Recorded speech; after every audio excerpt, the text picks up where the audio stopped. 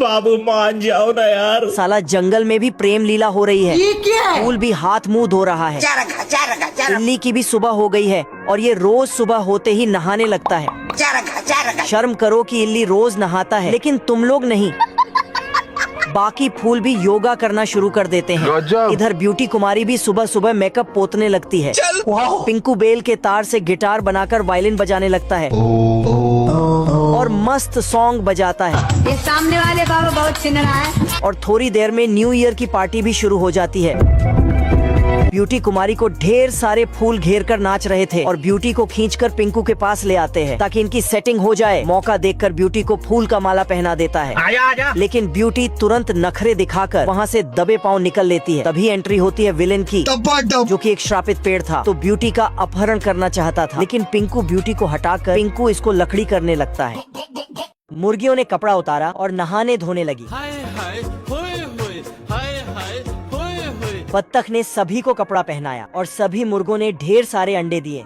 बत्तख अंडे की क्वालिटी चेक किया और मार्केट में बेचने गया। लोमड़ ने रास्ता खाली देखा, आज तो मजा आने वाला है, और चुपके से मुर्गी चुराने आया। मुर्गियों ने हल्ला मचाया।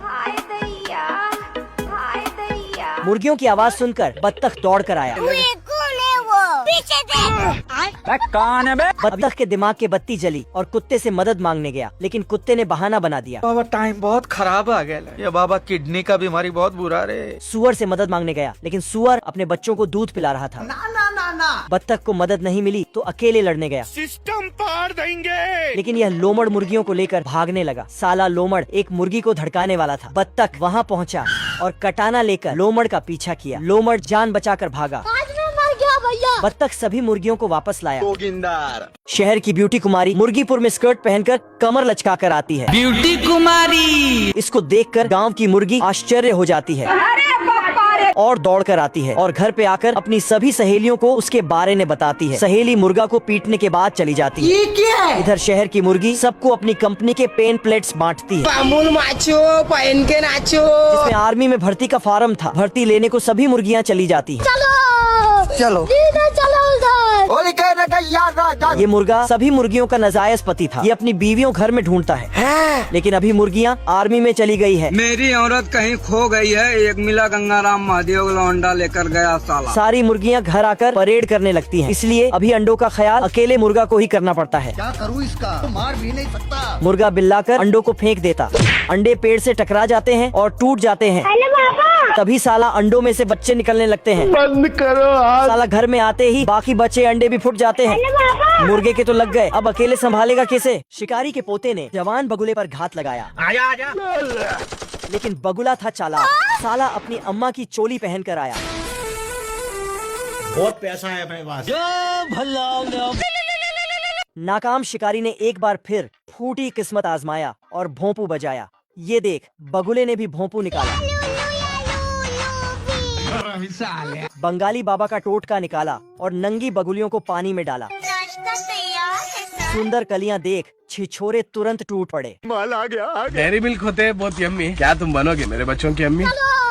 चलो ये क्या है? गोबर वाला दिमाग दौड़ाया और सस्ते सीसीटीवी लगाया। रुको जरा। चोर बाजार से चुराए हुए कट्टे निकाला। निशाना चूक गया तो पिचकारी निकाला। पूरा मूड खराब कर दिया। जाना था ना बाबू, 5 मिनट। हाथी छाप बंदूक निकालकर पूरा जोर लगाया। दोबारा गोली डालकर फिर से चलाया। बड़वा ये खरगोश बहुत बड़ा सोना बेचने को लाता है, लेकिन साला इसको 2 गाजर देकर भेज देता है।